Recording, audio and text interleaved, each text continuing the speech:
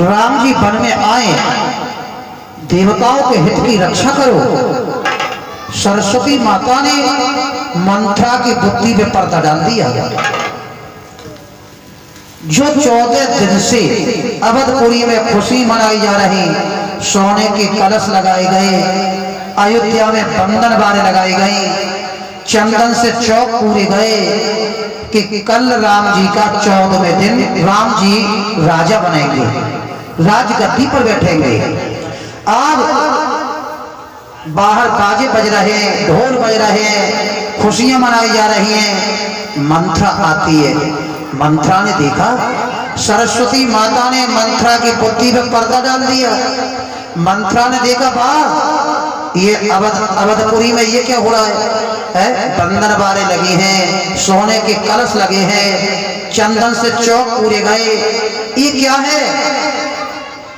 केकई ने कहा, अरे दासी मंथरा, तुझे पता नहीं है कल राम जी का राज तिलक है। जब राम राजा बनेंगे तो जो तू मांगेगी वह तुझको दूंगी।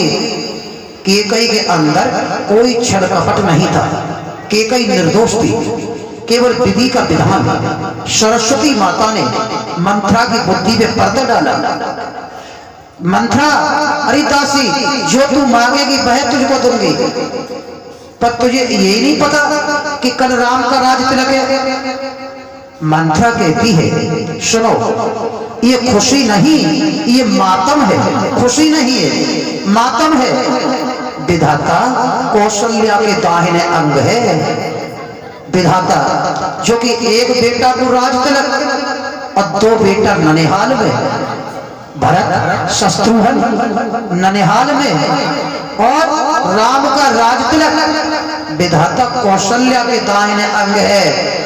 कौशल्या केकई तुम्हें ऐसे निकाल देगी जैसे कि दूध में से माखी।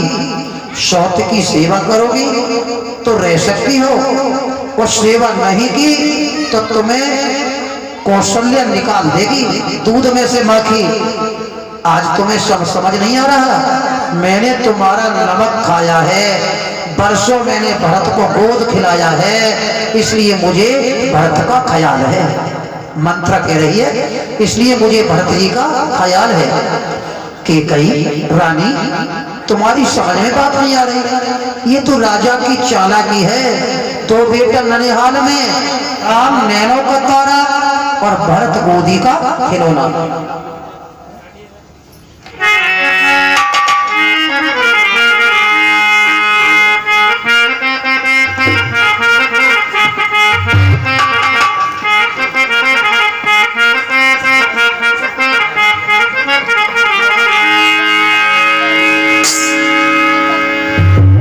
केकई ने कहा, मंथरा,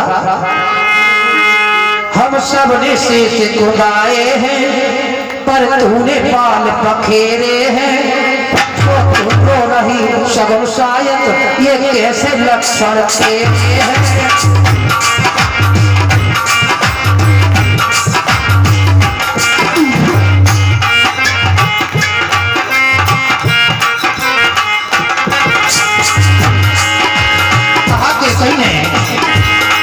चल निकल यहाँ से चांडाल, किसमें तेरी बसधारी है?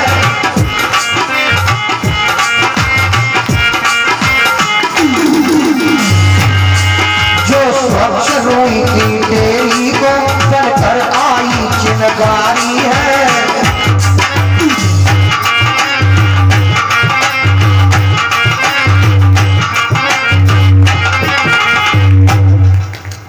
केकई ने कहा, अरे चांडालिनी, मंथरा से यहाँ से निकल जा। तू कौन होती है जो राज्य पाट में गड़बड़ करती है? मुझे तो राम आंखों के तारा और भरत मेरी गोदी का खिलौना। मुझे तो दोनों एक ही समान है, मेरे लिए अलग अलग नहीं है। यहाँ से भाग जा। जो कि आज रूही की डेयरी में आग लगाने आई है, भड़काने आई है। कि मंथरा ने कहा, मेरी क्या गर्ज पड़ी है? केवल मैं तो इसलिए तुम्हें समझा रही हूँ कि तुम्हारे साथ में आई हूँ, दासी हूँ, भरत को मैंने गोद खिलाया है, तुम्हारा नमक खाया है, इसलिए मुझे भरत जी का ख्याल है। पर आज तुम्हारी समझ में बात नहीं आ रही है। जिस दिन समझ जाओगी उस दिन सिर धुन धुन के पछताओगी रानी। तो कहते हैं कि दूतों के बारे भीतर हिल जाती है ना मास्टर साहब। तो आज मंत्रा ने कैकई को बार बार सिखाकर तैयार कर लिया, अपने बाचा में ले लिया। अंत में कैकई की समझ में बात आ गई।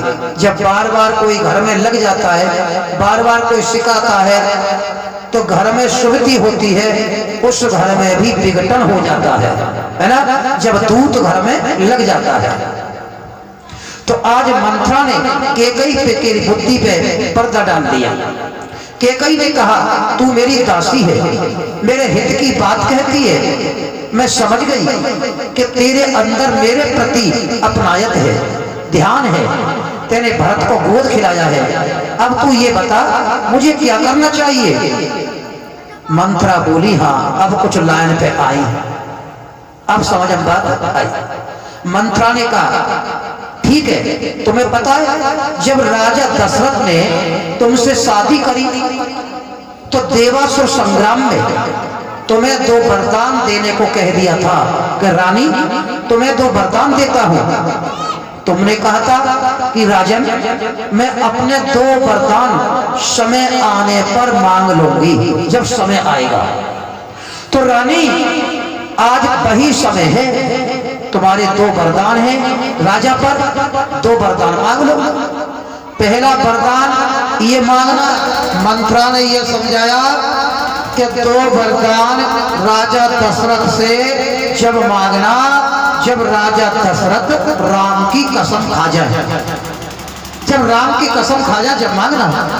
पहले वरदान में भरत जी को राज्य और दूसरे वरदान में राम को 14 वर्षों का वनवास। पहले मत मांगना, मत राजा जुबान लौट जाए, इसलिए राम की कसम खा जाए जब मांगना। कैकई ने कहा अरे दासी 14 वर्षों का वनवास राम के लिए बहुत है, अरे 2-4 वर्ष ही काफी है। मंत्रा जमीन में हाथ मार के बोली जब आई नाव किनारे पे तो फिर चल दी तूफानों में है? जब लाइन पे आई तुम तो फिर बिगड़ गई। 2-4 वर्ष में अगर राम जी वन से लौट के आएंगे तो भरतलाल जनता के प्रिय नहीं बन पाएंगे, तो राम भरत जी को हटा देंगे और राम गद्दी पे बैठ जाएंगे।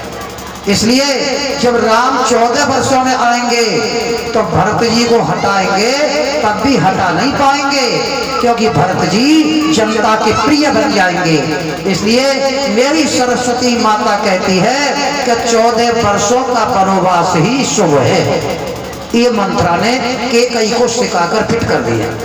फिर कहा, कैकई ने कहा फिर मुझे क्या करना चाहिए? करना ये चाहिए तुम जाओ और कोप भवन में जाके गिर पड़ो। मंत्रा कहती है कि कोप भवन में जाओ, सिर के बाल धकेल दो, साड़ी फाड़ दो, त्रिया चरित्र दिखा दो, तो तुम्हारा काम बन जाएगा। शाम को राजा आएंगे, बैठो भैया करमवीर सिंह, शाम को राजा आएंगे और कहेंगे रानी जी, रानी बात क्या है? कोप भवन में क्यों पड़ी हो रानी? कारण क्या है रानी? जब बार बार राजा पूछे, बार बार राजा पूछे, तब धीरे धीरे बताना, मुंह बिगाड़ के बताना, आंखों में आंसू भर लाना, रोए के कहना।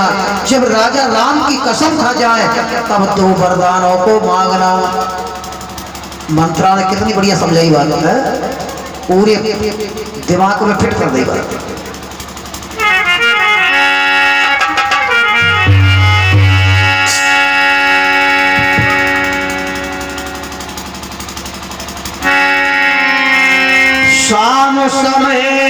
शाम समय सानंद नृपो गयो के कई के राम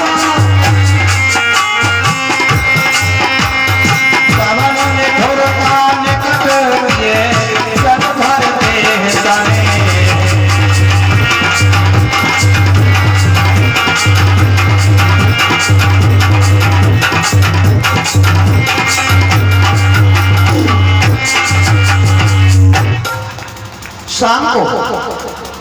शाम को राजा केकई कोप भवन में पहुंच गई। कोप भवन में केकई पहुंच गई। त्रिया चरित्रम पुरुष भाग्यम, त्रिया के चरित्र का और पुरुष के भाग्य का कुछ पता नहीं है। कोप भवन में केकई ने बाल फकेर दिए, साड़ी को फाड़ दिया। कोप भवन में केकई जाके गिर पड़ी। शाम को राजा दशरथ आए। शाम को राजा दशरथ आए। दशरथ ने पूछा रानी कहाँ पर है? बताया रानी कोप भवन में है। राजा दशरथ कोप भवन में केकई के पास में जाते हैं और कहते हैं रानी आज कोप भवन में क्यों पड़ी हो? उठो, 16 श्रृंगार करो। क्या धूल धूषित हो रानी? क्या संकट है? क्या पीड़ा है? क्या इच्छा है? मांगो रानी, मांगो रानी। कोप भवन में क्यों पड़ी हो? कारण क्या है? केकई ने कहा, एकदम से केकई होकर कहने लगी मैं कौन तुम्हारी होती हूँ जो मुझे मनाने आए। स्वार्थ किया दिल में तो रखे, स्वार्थ किया बातों से मनाने आए।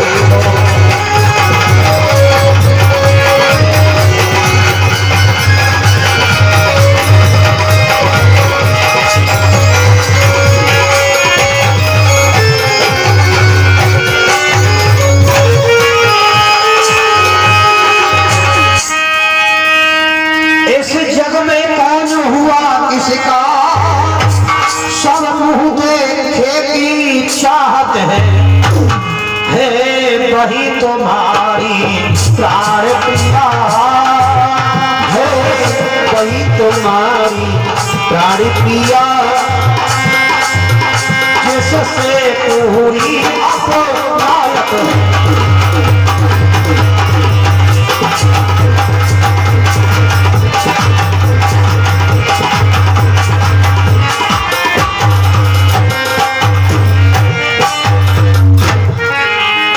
केकई ने कहा स्वामी मैं तुम्हारी कौन होती हूँ?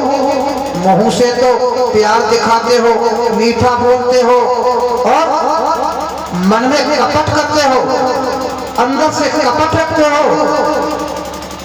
तुम्हारे मन में कपट है तो बेटा तो ननिहाल में, भरत शत्रुघ्न ननिहाल में और राम का राज तिलक, ये न्याय है या अन्याय? आप कपट करते हो महाराज। राजा दशरथ कहते हैं नहीं रानी नहीं, मेरे लिए तो राम और भरत एक पेड़ की शाखा है।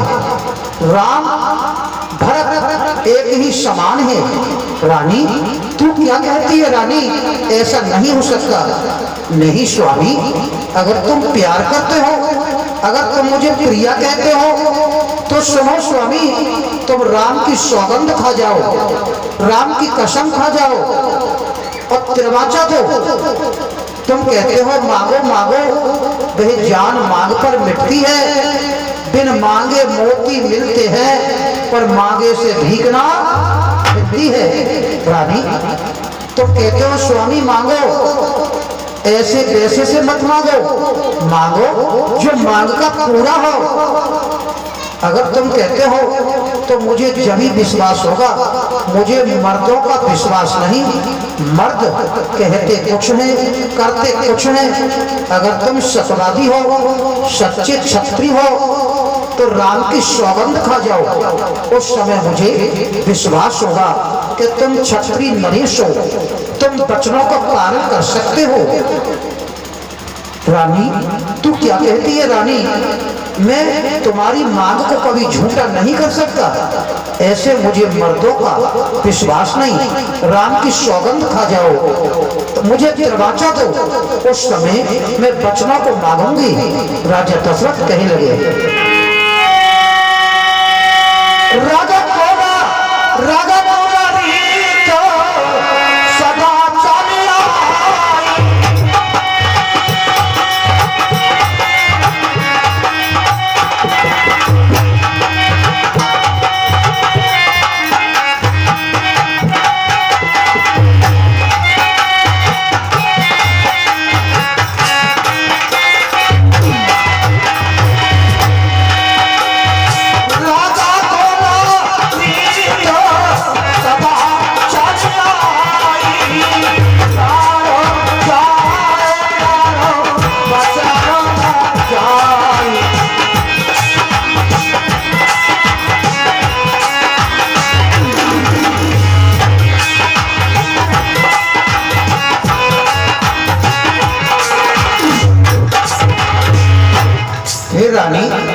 राजा दशरथ ने कहा, ये रघुकुल की रीति है रानी, प्राण बेशक चले जाए, पर क्षत्रिय नरेश राजा दशरथ अपने वचनों से गिर नहीं सकता।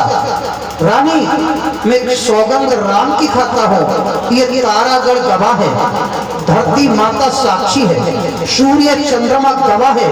मैं राम की सौगंध खाता हूँ कि जो कहता हूँ वो करता हूँ। रानी मांगो मांगो, कभी क्षत्रिय नरेश धर्म से विचलित नहीं होगा।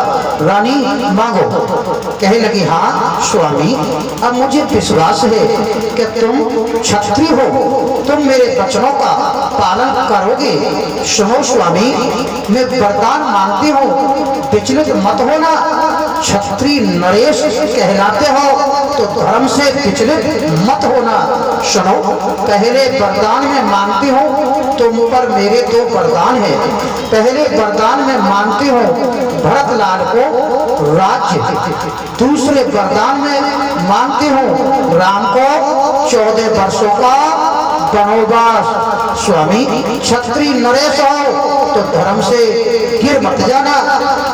राजा दशरथ कहने लगे, अरे रानी, तू क्या अन्याय कर रही है? रानी के कही, तू आज नहीं है आपे में, जिस दिन आपे में आएगी उस दिन अपनी करनी पर रानी सिर धुन के पछताएगी। रानी, राम निर्दोष है, राम का कोई दोष नहीं। राम जैसे, पर तू गजब कर रही है। 14 वर्षों का वनवास, मेरे बेटा राम को तू वनवास मत दे। भरत को राज्य ले ले, भरत को राज्य दे सकता हूँ, पर राम को मैं 14 वर्षों को मैं आंखों से अलग नहीं कर सकता, बन नहीं भेज सकता। रानी, ऐसा क्यों कर रही है? रानी, रानी, तू दान भी ले, तू कर्जा भी ले, तू राम को वनवास भी ले, और रानी तू मेरे प्राण भी ले।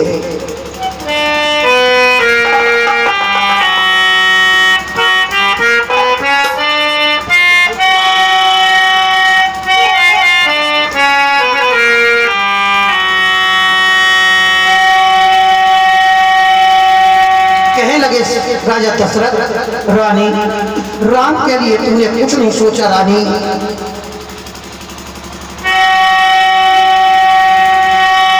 मोरे भारत राम दो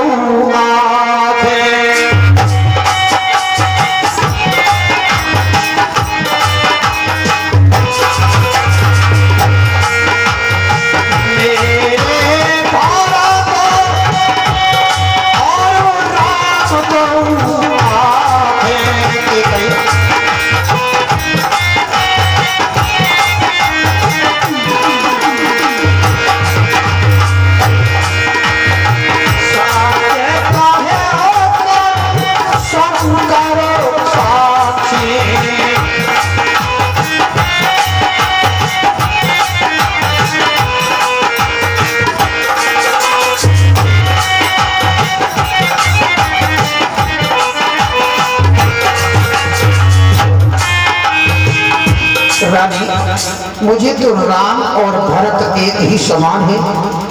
शंकर भगवान साक्षी है, मैं झूठ नहीं बोलता। रानी, मैं सब कीन तोहे बिनो पूछे, कहते परे मनोरथ छूछे।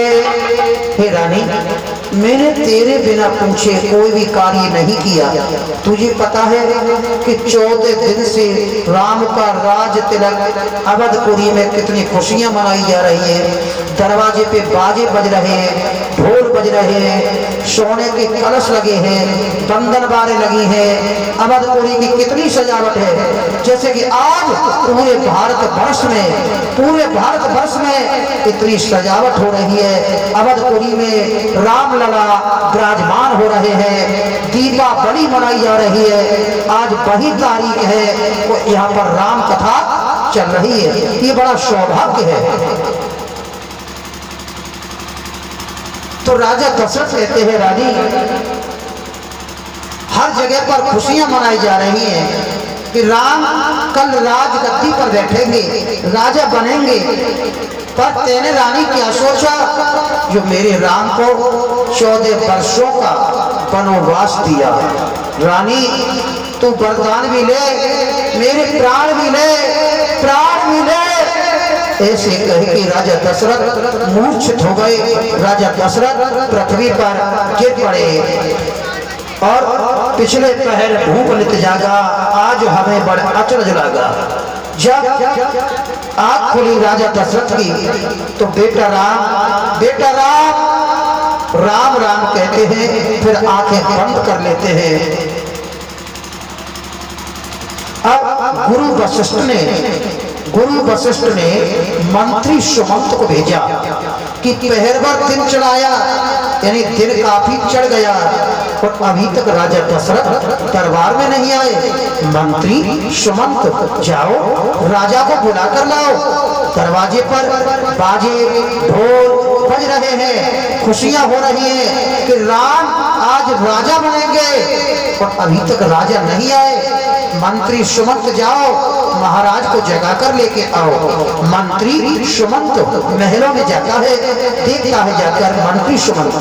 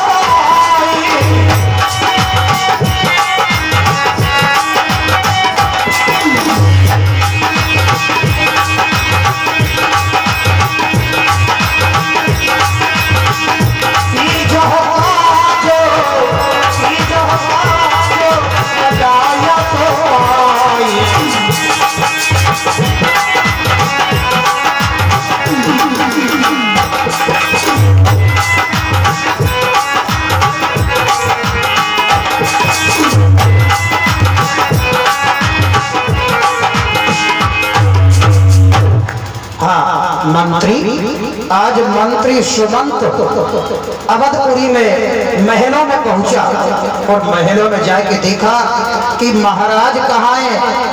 महाराज कोप भवन में मूर्छित पड़े हैं। कोप भवन में रानी केकई सिंहिनी के समान खड़ी है।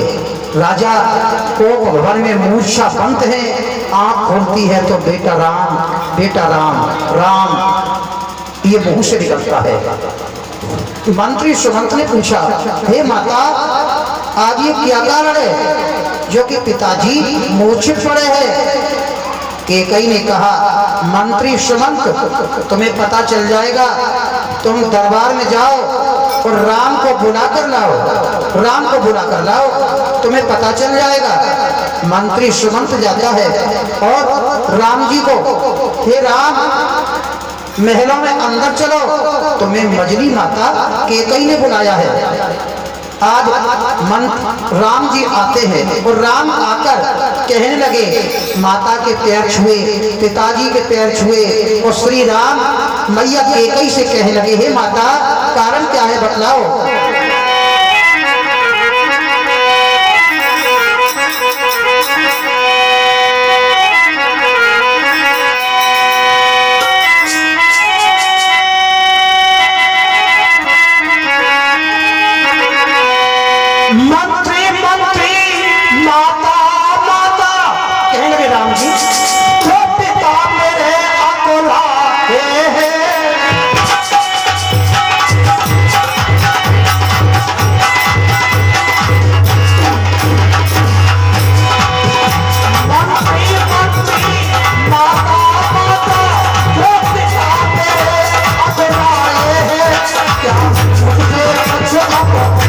हुआ जो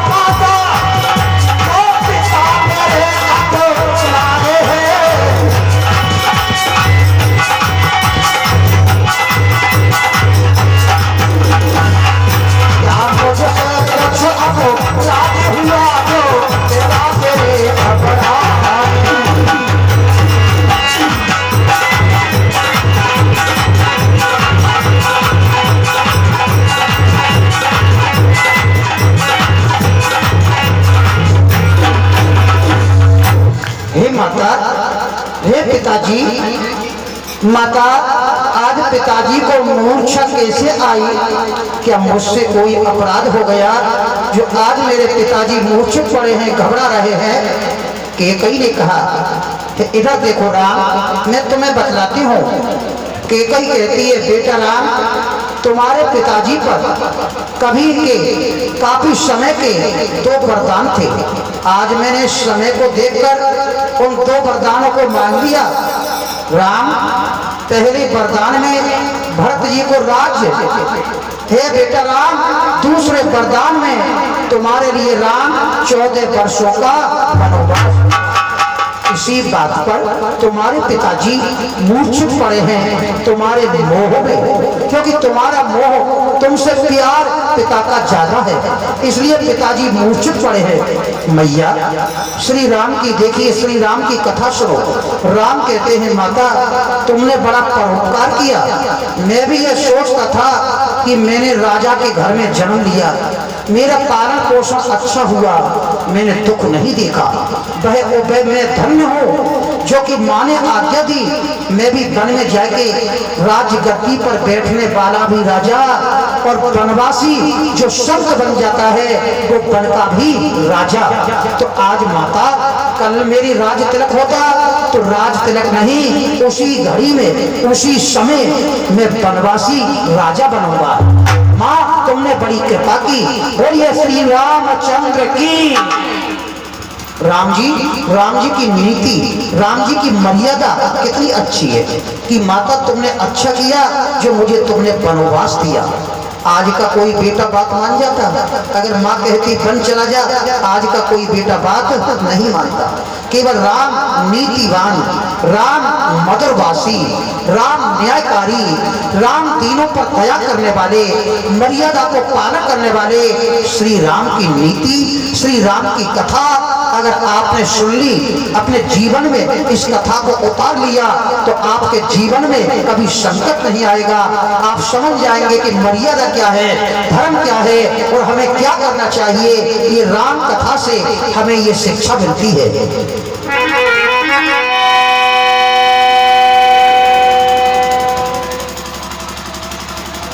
तो आज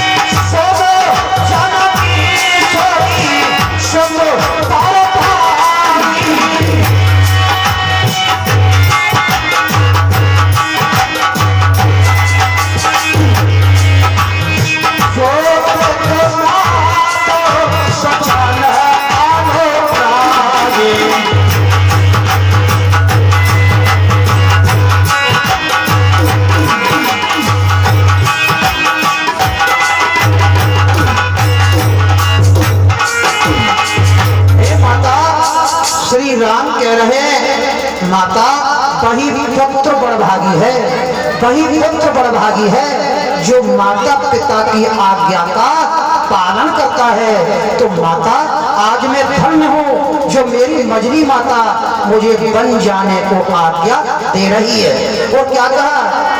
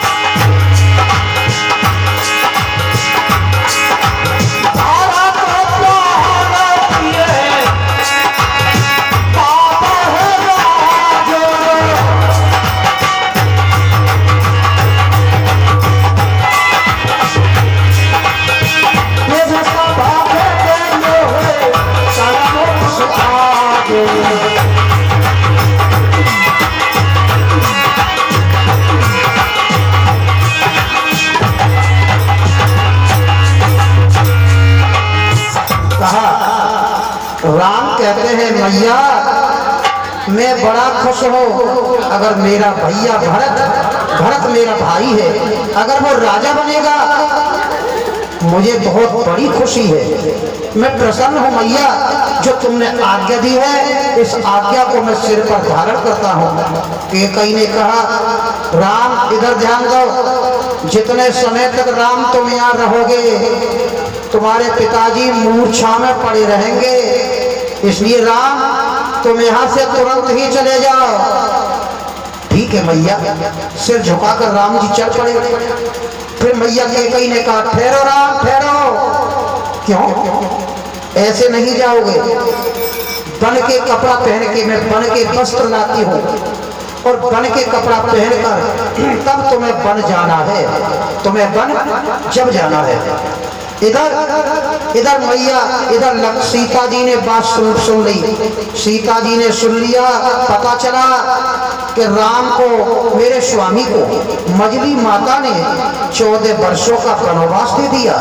तो सीता मैया पहुंच गई कौशल्या मैया के पास में। कौशल्या मैया के पैर छुए और कहा मैया एक बात बताओ। रोने लगी।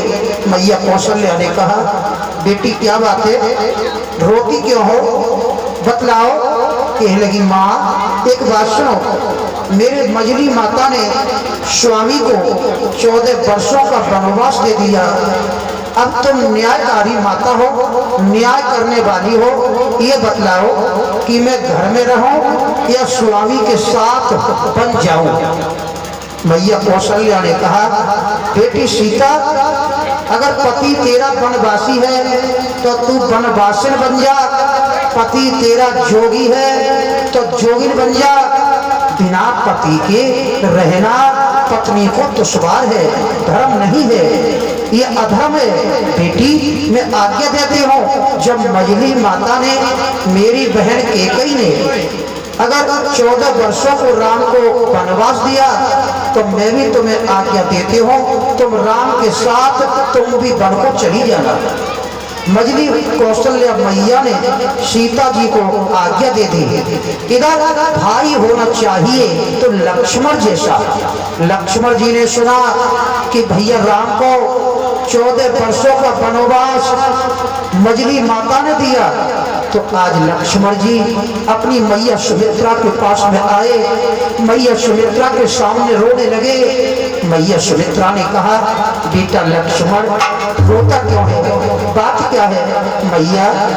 मैया सुमित्रा से कहा मैया सुनो, भैया राम 14 वर्ष वन को जा रहे हैं, मजली माता ने 14 वर्षों का वनवास दिया है, भैया राम वन को जा रहे हैं। हे मैया तुम ये बतलाओ, मैं भैया की सेवा करने को जाऊंगा, तुम्हारी आज्ञा क्या है? मैया सुमित्रा कहने लगी सुनो, कहने लगी मैया सुमित्रा सुनो, तुम देवी हो तुम विदुषी हो, तुम नहीं मानवी हो कोई, तुम तो सच्ची छारी हो, तुम तो सच्ची छारी हो, तुम तो सदा ही हो।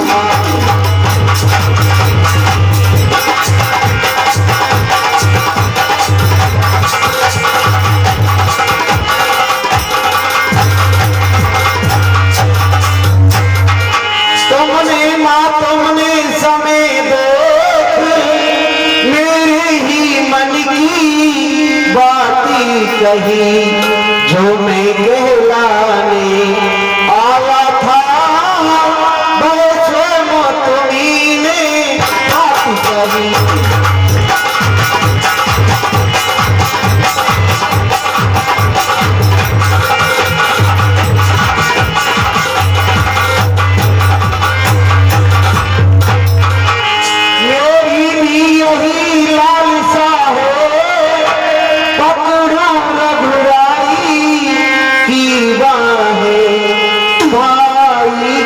सेवा करने को भाई की सेवा करने को हाजिर है भाई की बात।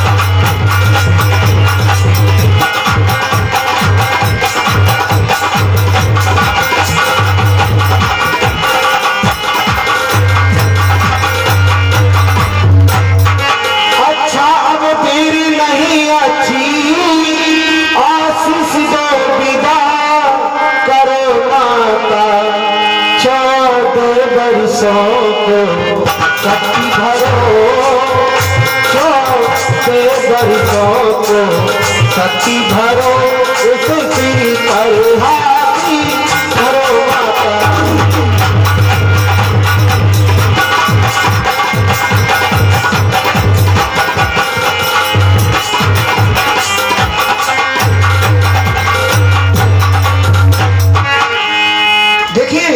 मैया मैया होनी चाहिए तो सुमित्रा जैसी। सुमित्रा ने लक्ष्मण जी ने कहा मैया मैं भैया राम की सेवा करने को 14 वर्ष बन को जाऊंगा, आप मुझे आज्ञा दो। तो मैया सुमित्रा क्या कह रही है लक्ष्मण जी से, बेटा लक्ष्मण तुम्हारे पीछे तुम्हारे भैया राम बन को जा रहे हैं, क्यों सुनो।